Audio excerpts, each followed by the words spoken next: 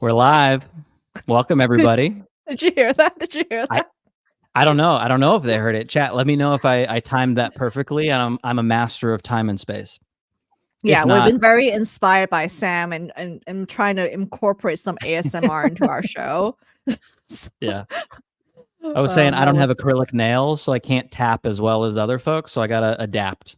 Thank you, oh, Sam. okay. Thank you. I really appreciate that. I Thank you. honestly, Kristen, I think we might need to pack this one up because I nailed the intro and I don't want to screw up the rest of the show. You're too funny. Well, we'll start with me asking you a question instead of me being a deer in the headlights every single episode. But you know what we forgot, as usual, is playing our To say intro hey. song. Oh God. So let's do that and say hi to all our viewers streaming in. So Thank hi, y'all Nona. for coming. Melanin, Angel, Nona, Sam, the one and only, Hunter Slayer, Christina. Thank you all for dropping by, and for the other people that are streaming in right now. Appreciate y'all. I think Kristen, like us forgetting to play the intro theme, might be the bit that like accidentally becomes the recurring bit. I agree. It is amazingly hard to remember to do that for some reason. Yeah, I mean, we just get so amped, and then it starts, and then we're like, okay. Yeah, and we're like, oh, people are already here at the door. We got to let them in. Yeah. Our topic of the day is adapting. And Adapt. so, yeah, adapt. How have you adapted this week or day? Well, I am not in my usual spot, as our recurring viewers will know. Audio listeners, it looks like I'm in a prison, kind of a little bit. I don't know. Actually, they probably don't have Prison with blinds in a lot of blinds? prisons. Yeah, it looks like I'm being held hostage by somebody. But no, so I'm had some unexpected travel today. So I've been on the go since 4:20 this morning, and that kind of unexpected travel was partially the inspiration for the adapt theme today. So I've been adapting to less sleep than I like. I've been adapting to moving all day instead of doing like the workday I was planning, and I'm adapting to kind of doing this, loopier than normal. What about yourself? What have you adapted to this week? What have I adapted to this week? Gosh, I didn't prep my answer because I thought I could get away with not answering. So now I need to on the fly adapt. Just lobbing it Um, back. exactly. I feel like this week it was really busy for me early in the Yeah. week, like during my day job.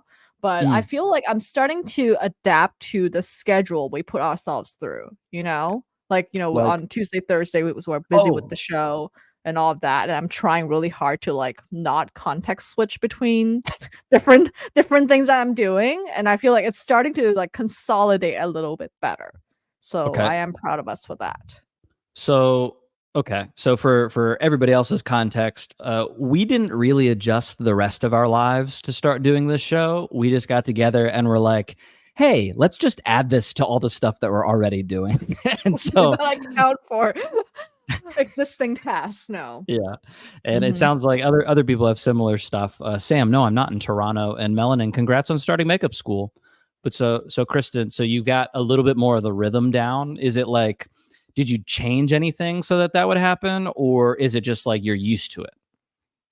Uh, I th I did change, right? Well, we both changed because we had our extremely long 2-hour strategy meeting, about the show, and then Right we tried after to a pare show. down. Exactly. Oh, So, it's really my way to sucker Cameron into spending time with me. This has been a really long con. And, like, we talked about how, like, it's like the dream of the creator, right? And the influencer of like, oh, we could do this, we could do that, we could do this other thing to like grow our mhm. audience. We could, and it's like the task list is endless. And then we forget that wait, we're two people who are technically half time on the show.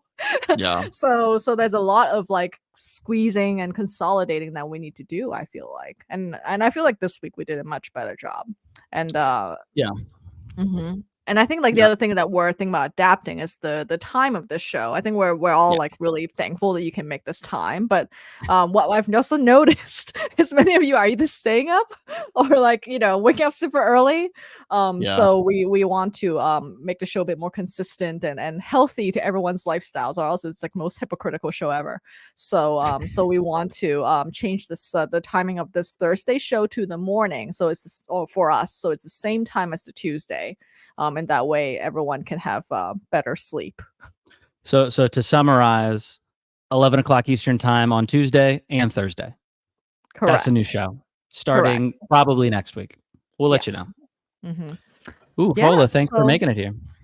Yeah. So you want to get into the bangers? Up. Yeah. All right. I'm going to get these up. Bear with me, y'all. I am in a different setup, but I think we're going to nail it. And let's see how fast I can get it. Yeah. So Angel, I don't think he's in a closet. And now we're here. I am not in a closet or the closet, if anyone's wondering. All right. So first banger here is from old Phil. It's a little long, but I'm gonna do my best dramatic reading. And also, I can't see the chat right now with this new setup. When a man is getting better, he understands more and more clearly the evil is still left within him. When a man is getting worse, he understands his own badness less and less. A moderately bad man knows he is not very good. A thoroughly bad man thinks he is all right. This is common sense, really. You understand sleep when you're awake, not while you're sleeping. You can see mistakes in arithmetic when your mind is working properly. While you are making them, you cannot see them. You can understand the nature of drunkenness when you are sober, not when you are drunk. Good people know about both good and evil. Bad people do not know about either. Now that one's a mouthful, but do you have any gut reactions, Kristen? Oh, this is a really serious one. Yes. I wanted to kick it off with a bang. I think there is a bit of a trapping here because I'm like, I think you and I both like, well, yeah, this is fairly obvious, right? But the trapping that you and I both fall into is like we over-index on bad because we are trying to be good people, and I see that a lot in my friends. Interesting. Can you say more about that? Like here, we almost like take ethics. People who are ethical almost have a tendency to use ethics against themselves, to the detriment of their success sometimes. And I'm only saying this because I like, hello, I totally do that. Yeah, it's like a bit of a neuroses, not to like abuse a medical term, but like basically when you've committed to yourself to trying to like be better, like whatever that means for you, when you know you're not being better or you suspect you're not being better, it kind of stresses you out. And so for me, I probably think about this kind of thing maybe more than is like useful or healthy.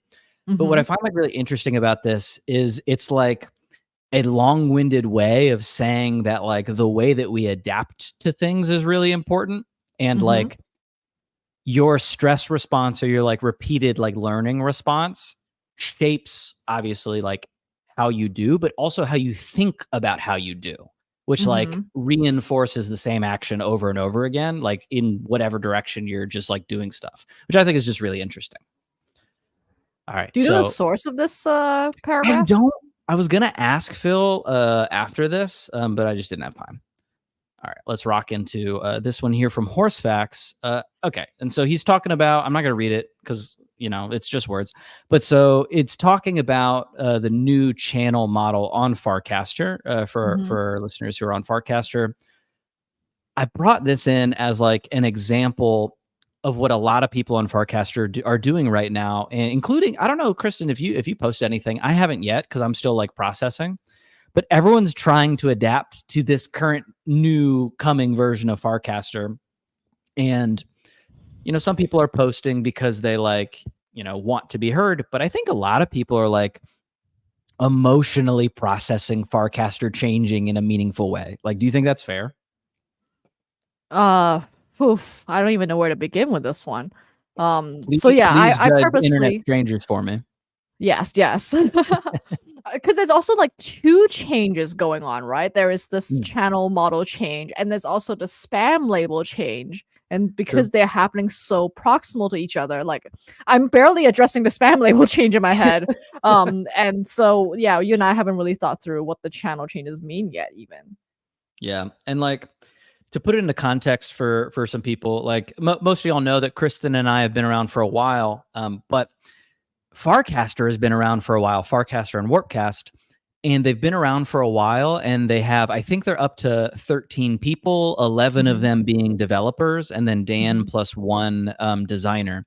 Mhm. 11 really cracked out of their mind developers can change a Mhm. lot of things about a piece of software very, very quickly. Mhm. And like as they get better at working together and as a team, like stuff's going to change even more. So this is just me kind of like yapping about like, hey, be ready to adapt to some other stuff that comes up soon. Yeah. So I'm hoping that we can collectively help each other with being more resilient. And since Cameron and I've been here longer, this is not new. Like No. the whiplash of changes is something that's been happening since the beginning of the platform. Yeah. So don't be too alarmed, but also like be aware that like change is almost like what wakes the platform up. Like I Yeah. feel like it creates DAUs because we're all like, holy crap, what's happening? And then we post about it. Actually, Kristen, do you know what my favorite Farcaster change was? Favorite in the sense that it caused a moment of chaos. That was, I think, my favorite. Oh, which one? It was the app icon change. Do you remember that? No, this might predate me. Oh man. Okay, so the W for Warpcast Mhm. used to be the Farcaster arch. Oh. And Oh, so wow. but like people kept calling this app Farcaster when they wanted it to be called Warpcast because Farcaster is the Oh, protocol. yeah. And honestly, everyone kind of like lost their goddamn minds. It was like Mhm. people were so upset, but some people were like, "Oh, the W's cool," and so like it was a whole thing. But so there's nothing new under the Farcaster sun. Things are going to Mhm. keep changing. Yeah. I feel like the W is really confusing, to be honest, but Really? Oh man. Okay. we'll have Maybe to wait till the designers at work change it. yeah. I get that. Mhm. All right. So this next one is from Naomi at Afro Chicks. If you're not following her, definitely recommend that. She's Mhm. a professional triple jumper, if I'm remembering correctly. But she's like a professional athlete. There's like maybe a couple of those on Farcaster right now. This is a cool post because it's her talking about her recovery from a pretty serious injury. She like Mhm. injured. It says right there she couldn't walk after becoming the national triple jump champion, and then it took. She needed to do a surgery and then do rehab. But the trick is, like with high performing athletes, they do intensive rehab, and so like they recover a lot faster than like normal people. Partially Mm. because they have a stronger base, but really a big part of it is they have like a dedicated like a lot of resources towards their training. Right. And she does these vlogs that are really good. If I'm being completely honest, I never listen to them. I usually just watch Mhm. them. Mhm. And I honestly think a lot of Farcaster acts like that too, because it skews older and we don't really have like listen to stuff on our phones open. But Mhm. like it's crazy watching like professional athlete anything, but like Mhm. rehabbing just is it Right. the adaptation required to go from, "Hey, I was a professional in this thing and now I can't walk," to, like, getting back to performance level, it's mind-boggling to me. Mhm. Yeah, I think you and I both watch a lot of YouTubers, like YouTube videos on like strongman and other Yeah. forms of like athleticism, right? And like a lot of it is recovery. And I'm so Yeah. glad that on Farcaster now we have like Health Hive and a lot of these like physical therapists among us who can tell us how to do a better job of all of this. Yeah, it's honestly pretty sick. Like, one of the unexpected benefits of Farcaster is, like, I've just kind of done me and, like, screwed around on the internet, and Mhm. slowly more and more interesting people come to Farcaster, and I just, like, kind of become friends with them, and now I have a bunch of friends that I can just, like, corner and ask them a ton of stuff about the thing that they're experts in. It's really fun for me. Mhm. All right, let's rock over to this one from Sid here. And it's basically a commentary on, we'll say, how designers have adapted over the past 20 years. And it's really like a diss, but it's all of these logos, which from one perspective might have been like original, unique, exciting, just like truly like a brand mark, Mm-hmm. to just a typeface that they made size 80. Do Mm-hmm. you have any strong feelings about this one? I've heard about this before. I think, yeah, the other strong corner of Farcaster is the design folks, right? We actually have a lot of Very really true. fantastic designers. And I think they pointed out that like this whole bland beige sort of situation is happening in the design world. And I suspect it's because it's actually a function of the size of the company, right? Because in the Mm, beginning, you have a handful of people who are quirky, and then now these companies are all like super duper corporate. So yeah, what you have are exactly. these middle managers. You have 1,000 stakeholders. So therefore, the only way you can all agree is to be like as plain as possible and be deprived of personality. Yeah, I get that. Like, said a different way, the right side of this picture is everything designed by committee. I get. Yes, exactly. I I think that nails it. Yeah. I Is that something you Yeah. think about when you design for Seymour? Because you have a very unique style, and like a lot of this like red and blue design came from Cameron. Yeah, so I think I appreciate the question.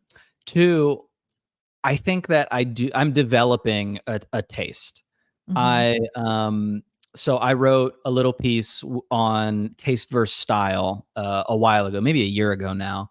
And it's not like the core idea isn't mine, but like I put a little spin on it. But taste and style are different.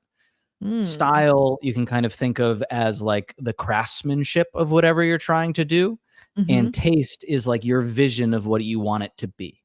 And when you start a new creative endeavor, you probably have good taste because you've been Mm-hmm. consuming that type of media. Like, if you're a writer, you've read books, you've read essays, you've read articles your whole life. But when you start writing, your writing sucks. Not everybody, but most people. And the reason it Mm. sucks is because you haven't practiced enough to like get your style to match that level of taste that you Right. have. This is an Ira Glass quote, Yes. right?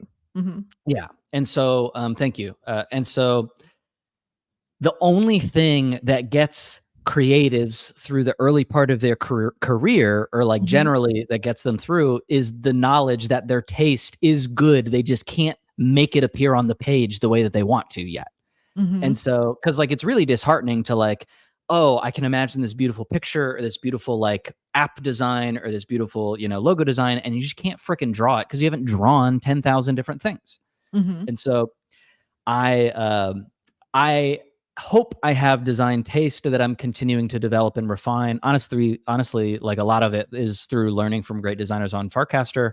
But I Mm-hmm. don't think my taste is anywhere, or excuse me, my style is anywhere close to what I want it to be. But Mm-hmm. with OK Banger, we're getting closer. Ha. All right, let's get Right. this last one done. July, always a staple of the banger section because he just friggin' posts bangers. Mm-hmm. This is a 2x2 grid, classic consulting grid, but this one is a little bit closer to spirituality than I think a lot of management consulting grids go. Mm-hmm. All right, so for our audio listeners, the vertical axis is do it or didn't do it, and the x-axis is it's not time yet or it's go time. And in each quadrant, there is a response to the scenario that you're in. Mm-hmm. And so in the upper left, if it's not time yet, but you still do it, the response here is there's no need to rush. Take your time. Just wait for that moment to pounce. And then if you move over to it's go time and you do it, enjoy this special moment. You got it. Go get it. It's go time. And then if you go down to the bottom in the other quadrants where it's not time and you didn't do it, good job knowing your limits. Getting when to walk away is a big win. And then the last quadrant is it's go time, but you didn't do it. Look, it's okay. There's no need to rush into every new thing out there. Trust your path. This hits hard for me, mostly because my gut reaction to taking an action or not taking an action is to like be super critical of it and be like, was it the right thing to do or not do at that time? And Mm-hmm. so for me, this is a kind of like moment of forced meditation on like, what if the thing that you did or didn't do wasn't the wrong thing? Like, how would you treat yourself in that scenario? That's like my gut reaction to it. I'm super curious to your thoughts because I don't know if you saw it beforehand. It seems like I need to stare at this 2x2 every time I'm annoyed, huh? Right. Like it's really one of those good ones. Right. And I had to show Alex's emojis. I'm just like, this face just cracks me. I can't go back to the tab, but I'll check it after we get here. Okay. Yeah. I wonder what the chat thinks about this chart, because I feel like it's one of those like really pithy things that you're like, Yeah. now you're like, yeah, this is so true. But we know that in the moment of doing things, you never feel that zen, like, you know, that stoic. Yeah, you always are like in the knife fight of whatever you're doing, being like, man, I'm screwing up a lot of these things. So to speak for the people that look at this and are like, okay, this is dumb. What I would say if I was being like critical is like, you can make wrong decisions. And like, if every response to these various scenarios and your actions is a nice thing, perhaps you're getting a type of error condition where like, hey, maybe you should learn from you doing the wrong thing. I generally am pretty sympathetic to that approach to things. But when that's your only approach to things, you end up, like we talked about in a previous episode, because I've been doing a lot of editing of clips and shorts here. So I remember a lot of our previous episodes too. Oh no, I'm scared. Yeah, I'm gonna be referencing a ton of stuff over the next few episodes.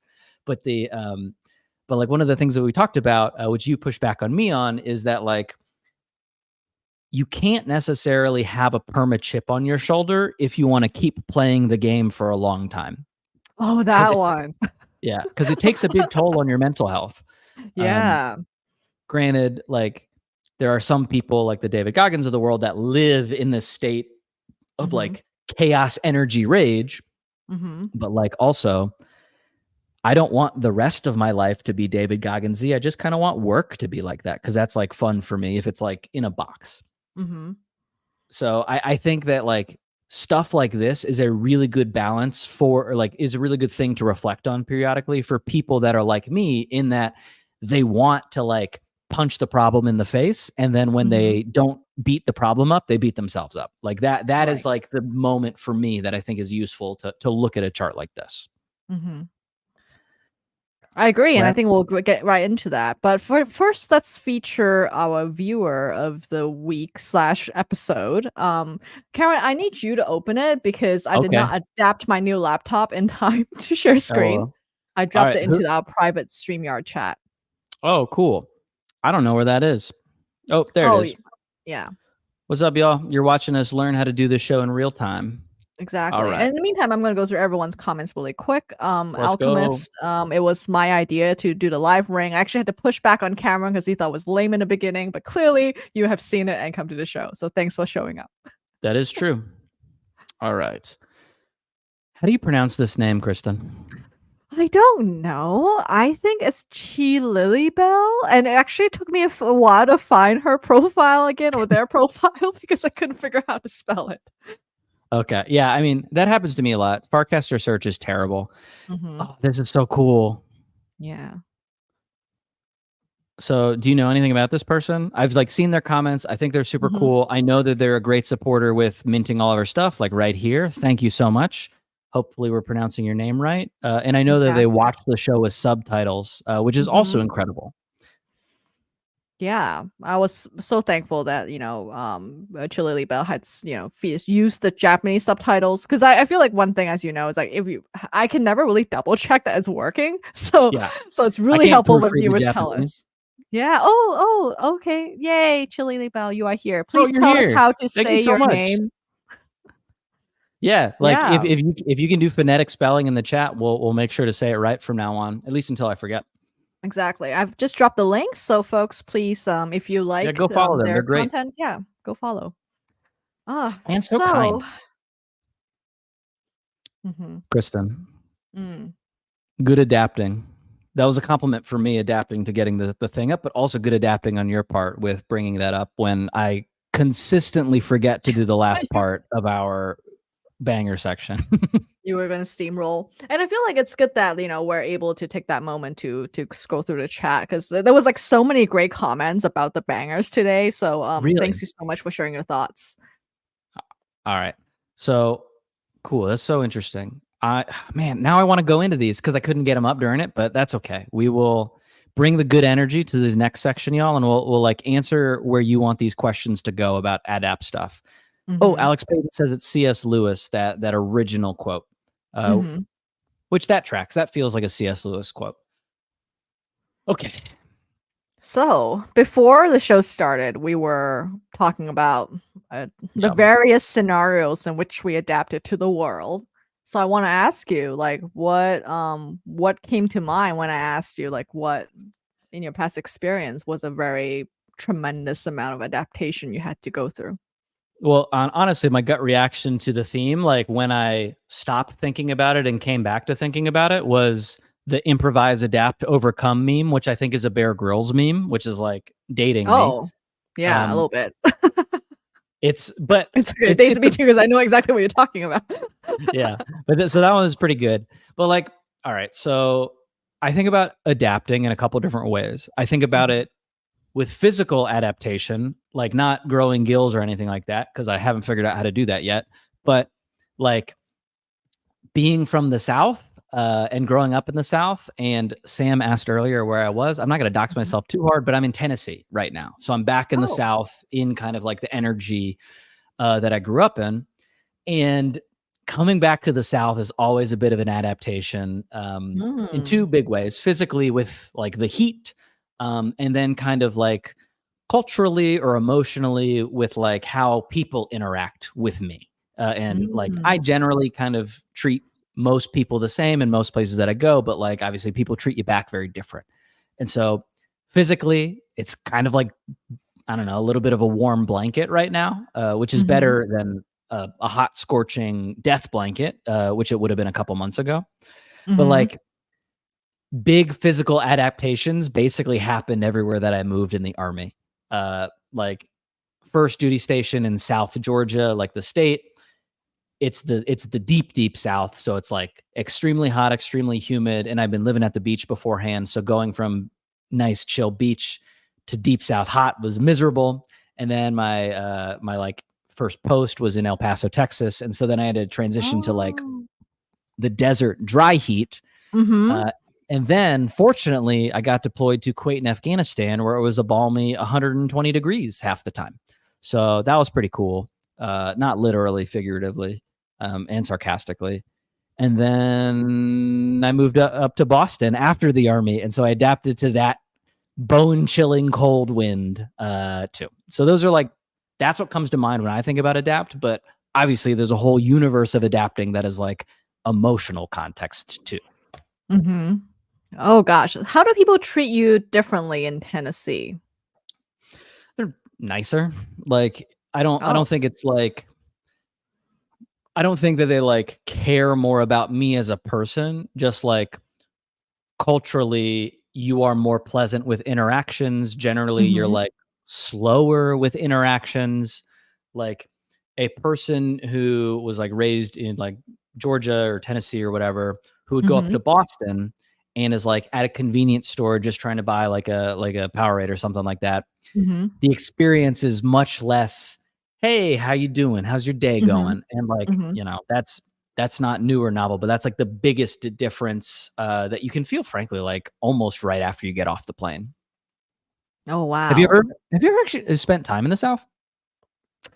I've been to Nashville for a conference. Like, That counts. I haven't like spent proper time there, Yeah. but I had to when I was working in the pharmaceutical world, like we had sales reps all around the country. Mhm. So I had to interact with like, people from the South and people from different territories. And it's really clear that the way they interact in meetings, it's like super different. And I had to Yeah. learn that bless your heart is not necessarily a good thing. Yeah, it's like a, "Oh, oh, oh, honey." Yeah, yeah. So I think that that's something that if you didn't grow up in the US, you may not know that within the US, like each state and each city, even like people act totally differently. And you have to Yeah. like constantly be aware of like code switching away Yeah. to adapt to the environment. I want to hear you say a lot more about that, but I want to see how many people in the chat can guess how long it takes to drive east to west across the United States. If you're from the US, make a guess too. All right. Yeah. But so Kristen, what is Mhm. context switching or code switching? I feel like I'm gonna repair it what I hear online. I feel I'm obviously doing it all the time, but I Yeah. learned about the term code switching much later in life. You know, I Okay. feel like it's like Yeah. a recent-ish phenomenon. But yeah, like because I immigrated to the US, like when I first like was dropped into a US university, I was like, oh, like people like actually talk to their teachers, and there's a lot of behaviors that are not obvious to me. You go to office hours, why would you want to talk to a teacher more, like to find out more information when you're done with your class? Kristen. Yeah, Kristen. Oh, that's boggling my mind right now. The right. so okay. So to say back, like context switching is kind of like paying attention to the norms of the new place that you're in. Is that like a fair Mhm. summary? Yes, and that's like paying attention to the norms, there's the behavioral stuff, and of course there's also the accent thing, right? I think code switching maybe on the internet is more about the accent of like how Mm, you talk to people and the language you use. There's of course like and even within like the same language, are you talking in a corporate way? Are you talking in skin suit? Are you talking in like a, you know, GM wag yeah. me? Like these are Oh gosh. all examples, right? Yeah. Like I've And people are the dropping their guesses that we haven't seen. yeah, no, I'm gonna go over. I just keep looking over and I'm like, bless your heart. Like the the Alex Payton over there holding it down with some truth. But if you've never visited the US, y'all, it's Mhm. big. Do not come here and expect to rent a car and see all of the US in a week long trip. Please don't. Save your money. Pick a portion. It's Mhm. very big. Um, oh man. Okay. I want to talk So about how that, many but I want hours? so it as some people have pointed out, it depends on how much you stop. Yeah. But like contiguously, like if you like picked somewhere on the East Coast and drove somewhere to the West Coast, it's Mhm. gonna be like 35-ish, 40-ish hours. Mhm. There are races that people do. Oh, Uh, yeah.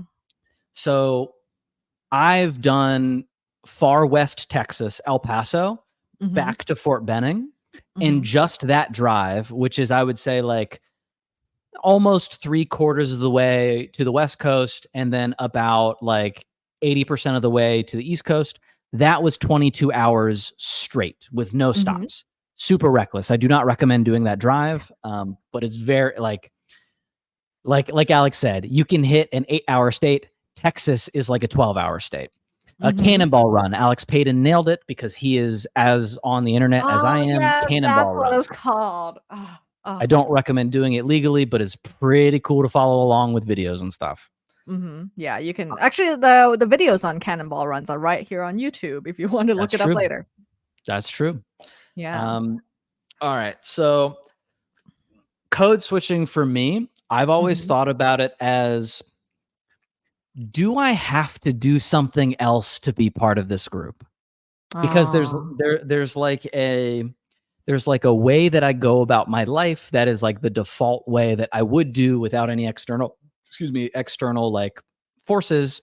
Mhm. And then when I walk into a room and I see a bunch of people and I talk to them for like 5 minutes, I'm like, okay, I need to use these kinds of words. Okay, Mhm. I like might need to not talk about these kinds of things. Okay, like you try to pick up what the room is putting down for you, and like different people have different reactions to the same kind of group. But that's always been Mhm. like my shorthand is like if I go somewhere and I'm like, oh no, I need to be different in order to not like screw up the vibe of this room right now. That's Mhm. usually how I think about context or code switching. Yeah, and it's something we learn from childhood, right? Like, at least for me, I like, don't know. I'm not a child psychologist. It makes sense that it would. did you feel like, because I feel like for me, the earliest memories of adapting are from like school, right? I moved Yeah. around a lot as a kid, so I went to like 10 different schools or something like that. So Wild. yeah, pretty Can you wild. name where like can you just quickly name where they were? Because like I just want to know where you lived. Oh, I lived in like Hong Kong. I lived in Malaysia. I lived in Indonesia, and I've been to Yep. like different schools within each of these places too. That's nuts. So yeah, and then some of them were like, Chinese schools. Some of them were like Yeah. Australian international schools where we learned Good about A. the didgeridoo, like for real, or like how the kookaburra Love and the it. sound of old gum tree. Like I have these like really weird esoteric knowledge from being in different schools, but it's like it's kind of like you've seen Mean Girls, Yeah. like the movie. It's like Yeah. Yeah. that. Like you walk in a room and you're like, crap, I'm the new kid again, That and sucks. I have to like watch, what everyone. It's almost like those prison movies. It's like you gotta be really careful, right? You gotta watch. Yeah. You gotta be careful about the first person who makes friends with you because maybe they are a social outcast, and then you'll be associated, which is so Yeah. like so messed up, really, if you think about it. But it's sort of like as a child, in order to like socially survive, like you end up having to like really quickly learn, like what are the dynamics between the group. That's really interesting. Is Because it? well, one, just because like all these different places means that like you as a person probably felt like a different shard of you existed every time you went somewhere new because like you Mhm, couldn't be old Kristen because nobody else had the context for that mhm, person. The I wouldn't say a similar experience because I was born in Germany, but then we moved to the US when I was like 5 or 6 years old. And oh, I so didn't know that. yeah, so Oh, so my dad worked for Coca-Cola his whole career, and so we moved to Atlanta, which is like where the Coke headquarters is from, your or dad is at. worked for Coca-Cola? This is like Yeah, mind blowing to me. that's why we're sponsored by Coke. Oh, We're not, I think that is but we something we take need to it. have a discussion about that first. Are you? Oh, Kristen, are you a Pepsi person? This I don't know. I don't know if I want to hear the answer to this actually. Oh no, no, I'm a Coke person. I'm a Coke Okay, good. person. You heard it. Kristen does cocaine. That's what she said. All right, so Exactly. No, actually, I like RC Cola. That would be the true heresy. the I mean, you do got the Mugs root beer, which is kind of like a lone operator. Mm, Okay, but so I grew up going to the Georgia public school system, and so mhm, I lived in roughly like basically the same spot and went through school from like elementary to middle school to high school with like all the same people. But mm, like the dynamics were not that different in the sense that like there were groups and you had to know how to like interact with the different groups, but mhm, like maybe an interesting like inversion of your experience is that like mhm. a lot of the times once the groups solidified, like they weren't gonna freaking change. Like there were people that like shifted from, Oh, they played yeah. sports and then they like Mhm, started band or whatever. But mhm, like I like once you got past like fifth, sixth grade where parents were basically making play dates and you got to like pick yourself, mhm, like my friends were my friends until I kind of like shifted my schedule around. And so like I was a band kid, I was a music kid, and so I was like the in the band like nerd kid group. I mm, and like outside of that group, I just like really didn't have that many people that I interacted with. And then I got into my hooligan era where I kind of stopped right, hanging out right. with like my band kid friends. And so like my group fractionalized or like got even smaller because it was like kind of Mhm, burnout folks. So yeah, the code switching to fit into these various spots, even if you know what you need to do, doesn't always work, which I find mhm. really interesting. And I think actually is a big reason why I feel like I'm pretty good at it today. Do you think you're good at I think I've had more practice. And what I wanna ask you about is, like, how this relates to our online selves. it? So, as we are terminally online people, like, I Yeah, think there's this thing happening, right, where, like, each of the platforms is a shard of yeah, yourself, true. and now you're, like, and for many of the folks who are newer to certain, like, some platforms like Farcaster, it's like, I'm sorry, you're kind of forced into playing this game of adapting to the existing culture.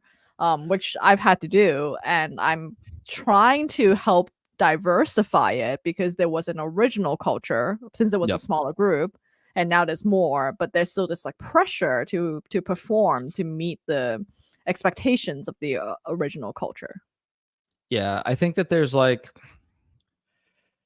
everywhere on the internet has a vibe. Anybody Mhm. that's like hung out on Tumblr versus TikTok versus YouTube versus Twitter versus Farcaster, like everywhere has like its in jokes, its history, like you're talking about. And honestly, if I'm going to defend culture for a little bit, like I don't think that's necessarily a bad thing Mhm. because like in a lot of ways culture is the fabric that lets groups stick together Mhm. and also helps new people relate to the people that are already there. Because if you didn't have like culture as a way to bootstrap relationships, everybody would basically have to like learn everything about somebody else in order to Mhm. have like a meaningful connection with that person. And that's not like the world doesn't work that way. And it would be a big waste of everybody's time if it did. And Mhm. so I don't think it's necessarily like a bad thing that culture exists and people might have to adjust to it to participate into certain spaces some of the time. That said, a lot of parts of culture aren't like thoughtfully formed. They just like happen. Like a lot of like I think a big example that I think about a lot is a ton of early and like early mid internet meme culture is explicitly racist and sexist. Period. Full stop. And Mm. like you can feel the hangover of that in a lot of other places on the internet, like as censorship and these big platforms has crept in where they've like tried to tone some of that down or a lot of it down. But like the undercurrent is still there from like the initial toxicity, and also like normal society is super racist in a lot of ways. And so that gets brought into. And so it's still really shitty to like know that, oh, if I want to like do well on Farcaster, like maybe I have to talk more about tech than I naturally would. And so I think Mhm. that there's like a huge like a balance that needs to be struck, but I also don't think it's something to like get rid of completely. What do you think? I I agree, but I'm also like this is okay, this is a weird pet peeve that you don't know that I have. I don't like it when Ooh, people's answers are like, you just gotta strike a balance. 'Cause I'm like, that's fair. That's is a that a legitimate pet nod? peeve. Mhm. Like you can how about this? You can always say what's your gun to your head answer. Like I'll always Mm. answer that. Mhm. One, because I just like vivid, like questions like that. But two, Uh-huh. because I think it is also important to like when push comes to An shove, which inherently side are you gonna very land on? violent analogy. You know, comes with the territory. I've I've thought and dealt with a lot more violent things than a lot of people in the US, Mhm. and a lot less than some others. And so it's just kind of like on my mind sometimes. But gun to my head, generally I'm on the side of like, hey, unless there's something actively toxic about a piece of culture, like, no, just fricking adapt. No one's making you join this thing. And in fact, it's a privilege to have a platform. Like, if you think about the evolution of individuals and what they were able to like impact with their presence on the internet or Mhm. presence in the world, Mhm. until the printing press, you could only like reach as many people who would listen to you yap, right? Right. Mhm. And so like the evolution of technology is in a lot of ways the evolution of enhancing how many people you can talk to at the same Mhm. time or in like a short Mhm. amount of time. And the internet is like the most recent innovation, and so like social platforms are the most recent innovation in getting one person's perhaps drunken ramblings in front of a billion people very, very Mhm. quickly. Yeah. So like I don't think culture is bad, and I don't think everyone like has an inherent right to just show up to a new space and start talking. Mhm. There's like a lot of nuance that like needs to be considered when talking about any specific circumstance, but like in general, I think it's like crazy for people to be like, no, I can show up to this brand new space where I have no skin in the game and haven't contributed to it at all and be immediately listened to by everybody. That's insane. If somebody showed up to your house or your class or your job or whatever and did that, you'd be like, arrest this person. They're nuts. Mhm.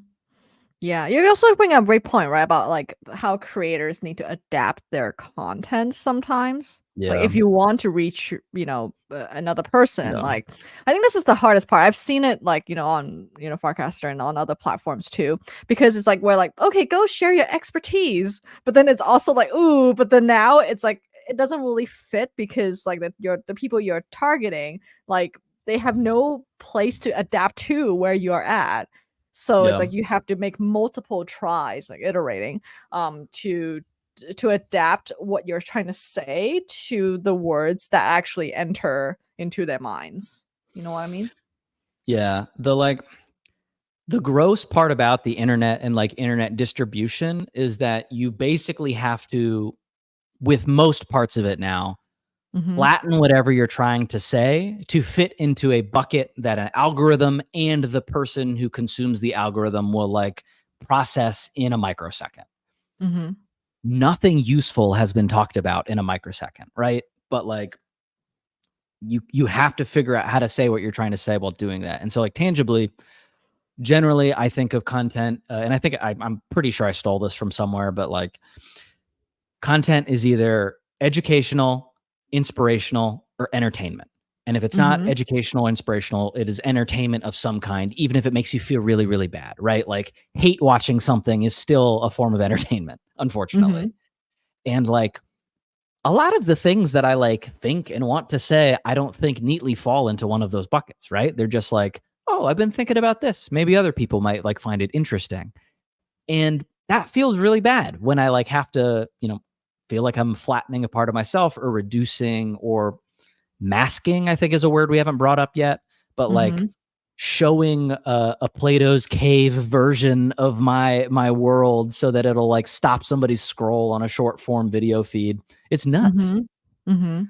It's nuts. It's gross. It's kind of terrifying, but also it is perhaps the most incredible opportunity in the history of mankind, humankind. I don't know. What do Yeah. you think? I agree, and I think like Law was mentioning it, and it can be all. Yes, we're trying really hard to be all, which Yeah. we'll see how well we actually get away with it. But Yeah. we're just trying to make content that we want to watch ourselves, perhaps in the future. That's real. Yeah. So in terms of adapting though, like one thing, my controversial statement of today is like if you don't think you're good at adapting, it's because you have some hidden principles. Okay. Can you give like an example? So,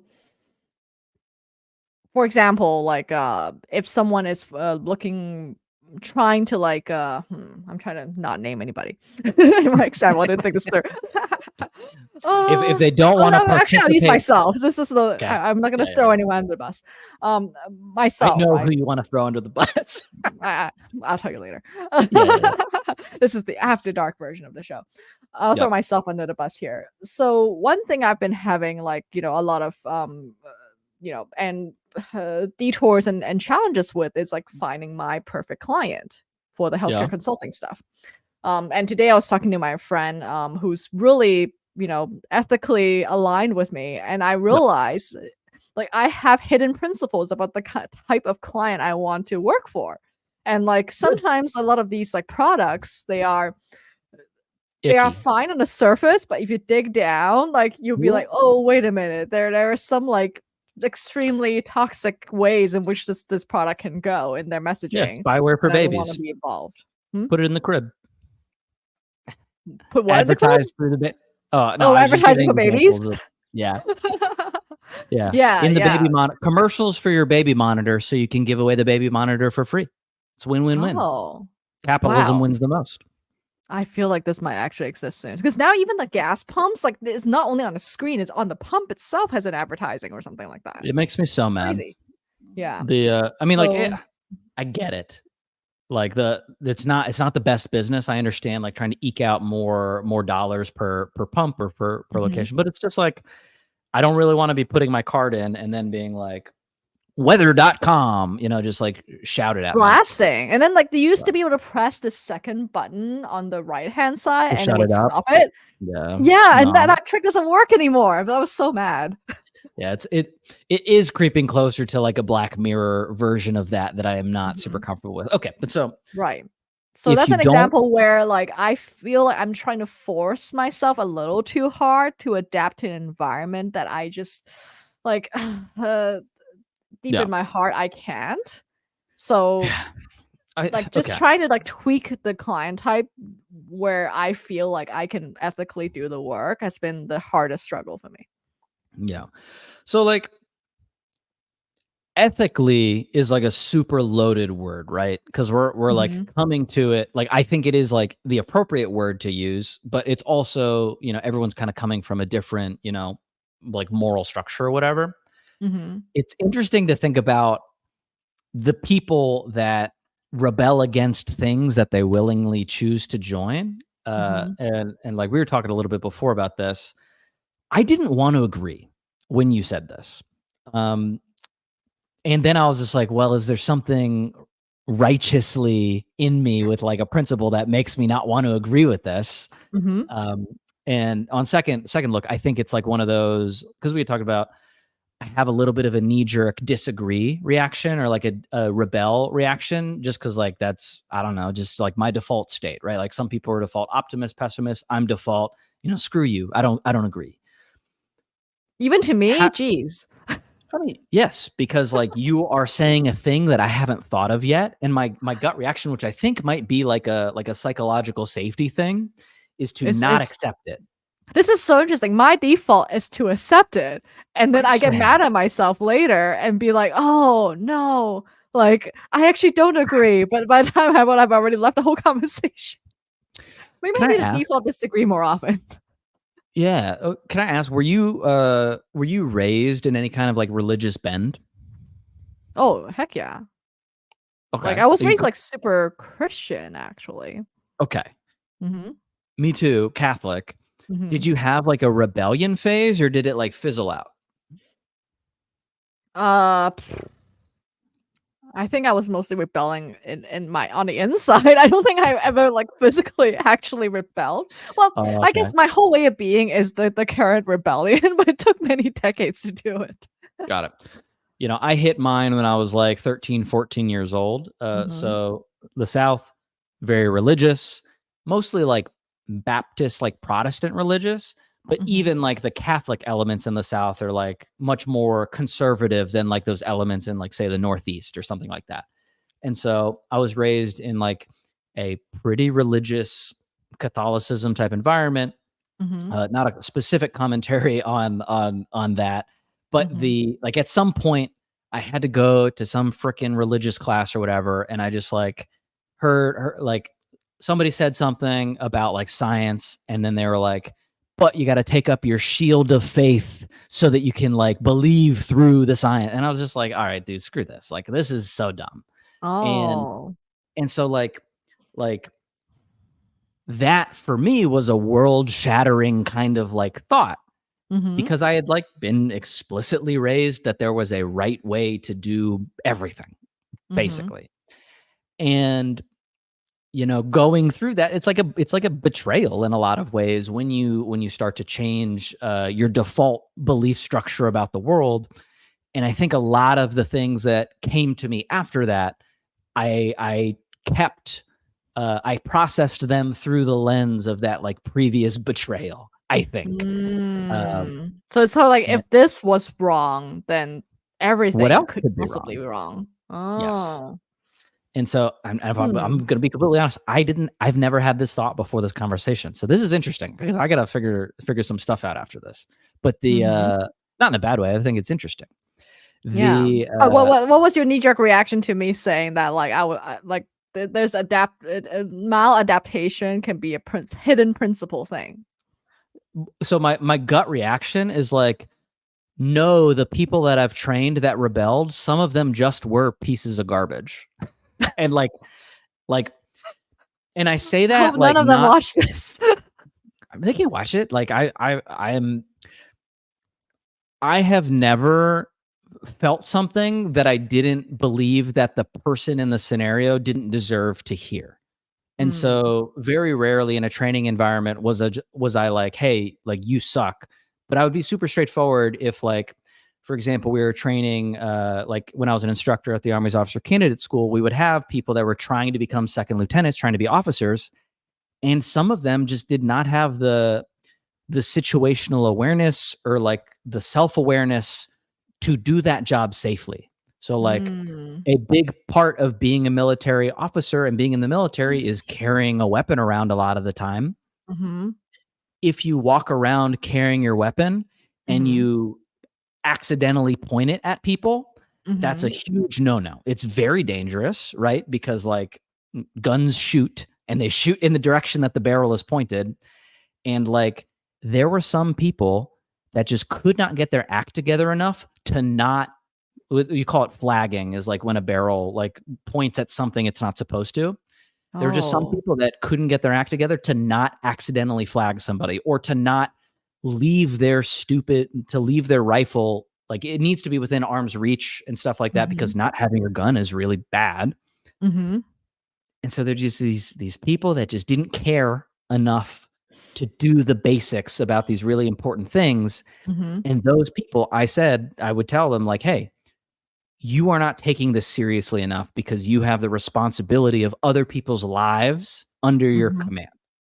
And like, I don't think that there's anything principled about like refusing to conform to the system that is designed to do that in that specific way. There's other versions of it that I think are like pretty reasonable protests, Mhm. especially like big picture strategic military industrial complex stuff. But like the nitty gritty of like, hey, stop doing this thing because doing this thing explicitly endangers people around you and the people you're supposed to be responsible for. Mhm. That's like the no, Kristen, screw that answer. Like there are some people that suck. Oh, so are they moved to paperwork roles? These people? So some like there's a handful of folks that just didn't pass because like I wouldn't pass them because I Mm. couldn't in good conscience pass them. Mhm. Um, if I'm being honest about how the system works, a lot of them failed once and then went into a different, like they got recycled into the next course, and most of them ended up getting a commission.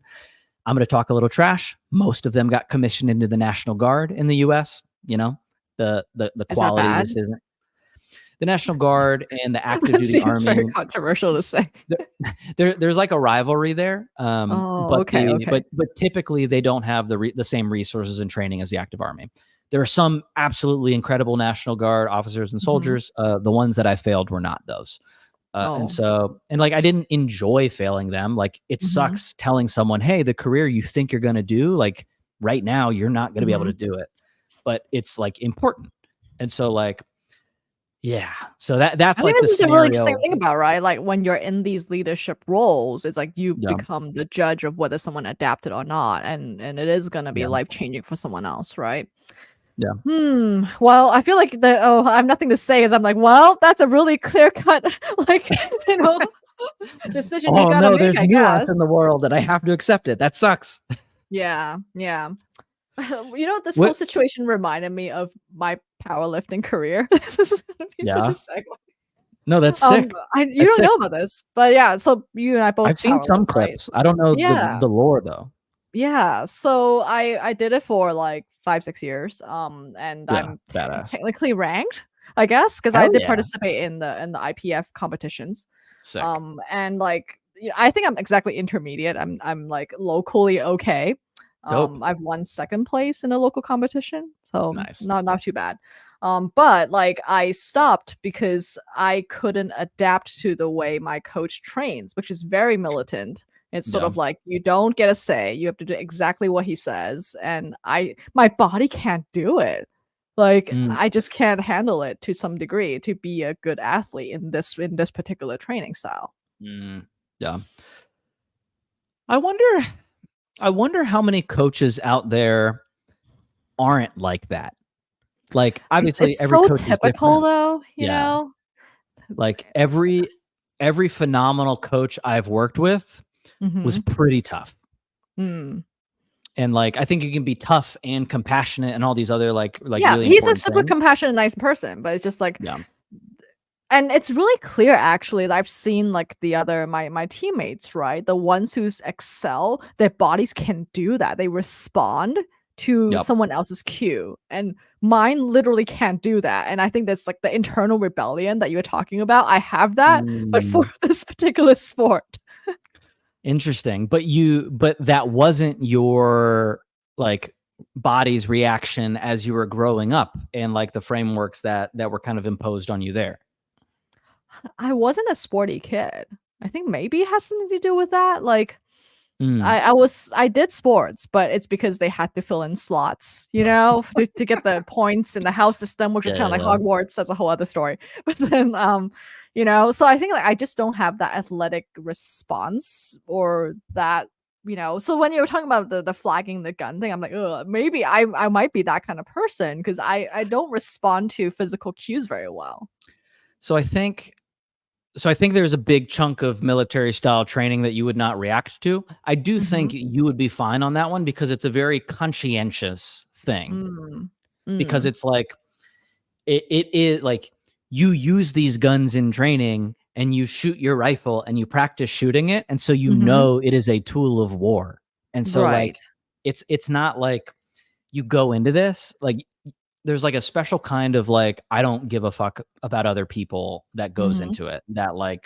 That's what would bother me the most is basic disregard for other people or like putting other like your happiness or comfort above other people when in like to me the best examples of military leadership are effectively like mission focused, team first, like I make sure that everybody else has the ability to do their job and like Mm-hmm. leaders eat last kind of energy.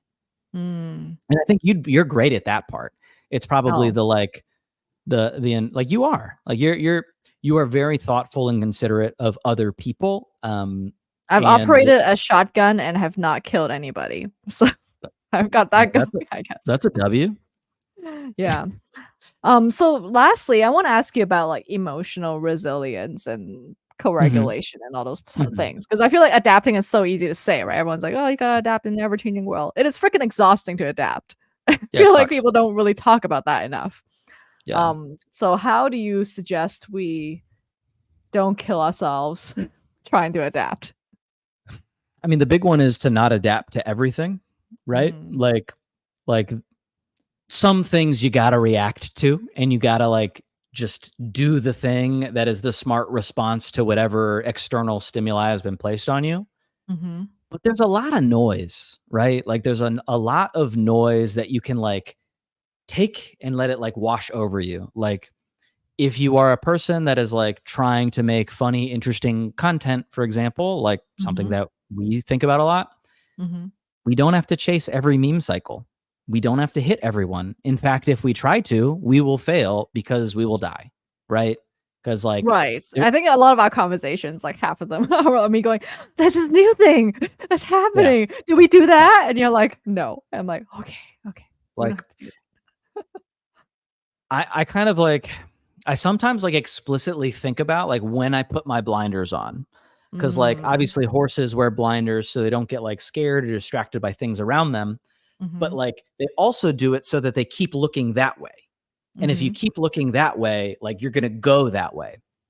And if you know the direction you're trying to go, like a lot of the time, this energy is the energy you need to stay going that way long enough to actually get there. And I think like it's really frustrating in an Mhm. internet era where every scroll is another lottery ticket to see somebody else who's already achieved the thing you're trying to achieve to Mhm. like want to get distracted by the thing that comes up that feels like it's going to be a more effective, more efficient, maybe easier way to do the thing that you're trying to do. And so like the emotional regulation for me, and I mean, I think this should be taken with a giant chunk of salt because I'm kind of gorilla man sometimes. Like it's just kind of a like I truly do not have the space in my heart to care about this thing. And like Mm. if I want to do the things that I'm trying to do, I have to let a level of like general apathy but specific empathy if there's like something that like needs to be, if a friend of mine or somebody that I know is dealing with something, I have empathy for them in that situation, but I have apathy globally because like peasants didn't have to worry about like what the frick was going on in like China, unless they were Chinese peasants. But like, you get what I'm saying? Like, Oh, I we're see. not we're not like we weren't built to be able to figure out what was happening in every county adjacent to ours today. Like Mhm. that wasn't what was supposed to happen with like our evolutionary adaptations. And so like, I don't know, I think it's okay to just like not pay attention to a lot of stuff. But Mhm. I don't know if Yeah, that's I super agree. I was popular. trying to think of the news angle. I just meant like the newest AI creator tool that I But that that is the I news shoved angle, in your right? face. Mhm. Like news isn't news. News is infotainment. It's in the entertainment bucket of like content out there, right? Like very Mhm. rarely is it educational. And in fact, like the educational value of news is the only thing that like AI models like really can take away. Because Mhm. like the marginal utility of a headline being reported like is zero. Like the additional marginal utility, like once it's reported once, everything else is just repeating the thing that was already done. And so like I think, I don't know, maybe I'm bucketing too many things together, but like for me, the news and the new thing angle has all kind of blended together in this like eternal soup of chaos. Mhm. How do Yeah. you keep your emotions steady besides like us talking about it and keeping each other on track?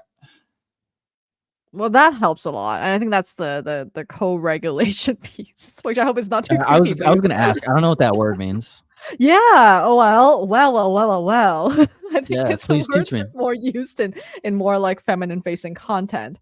But Mm, yeah, it's the idea that you don't have to regulate your emotions as an individual being. We're a collective social being. So it's okay to sometimes vent to your friends and to share some of your experiences so that you can offload some of the variance and feelings, right? Which I think, we both do quite a bit. But we like do. yeah, Men I aren't feel taught like that. you're a little concerned. No, I'm because I'm like processing that because like I Mhm. truly didn't know what the word meant. Like I know the Yeah. concept now that you explain it, but like men aren't It's sort of taught like how that. not yesterday, on Tuesday, we talked about how listening is like cloud computing almost. So, like, Mhm. there is some element of the emotional resilience that comes from being able to Yeah. share with a group. That's why group therapy works. That's why us complaining about channel changes works. Like, there is something about being seen and heard, that I think helps us adapt as a species. That's so interesting. I hate group things. Like it's not for me. Like I don't like group Oh, exercise. I don't like any of that. Um it's probably fodder for a whole new episode. I But was gonna say, well, we have 38 people here. This is appreciate y'all for sticking around. oh my gosh. If you But haven't Cameron yet, by hates the group way, things. yeah. No, I mean like I like groups. I Mhm. don't like the idea that like I am not personally capable of handling my crap. You know what I mean? Like that's the thing that I dislike. Ah, It's I like a yeah. I disagree with you on this one. I think we gotta hold it You for can't another disagree with me episode. not liking it. I'm not saying that's the best way to go about it. It's just what I Mhm, feel about it. The mhm. closest thing most men have to that is going to the gym with their gym buddy. That's the Yeah. closest thing that most men have to that. Mhm. All right, y'all. We appreciate you sticking around. If you haven't yet, drop a YouTube comment because we have a sneaking suspicion that the algorithm likes comments. And so please leave us a comment. Thank you. Ooh, thank you, Caro, for sticking around. Law. I didn't realize that you went to Catholic Minor Seminary. That's exciting. Or to high school there. Christina. All right, who else do we want to say goodbye to? Alex Payton dropping some great wisdom about child brain development. Man, we Yeah. got some smart listeners, man. Darkest. Galatio. Oh, whoops. You're overtaking my comments. Yeah. Well, it's because You're we're never fighting. late. We're fighting for the platform here. Thank you, everyone.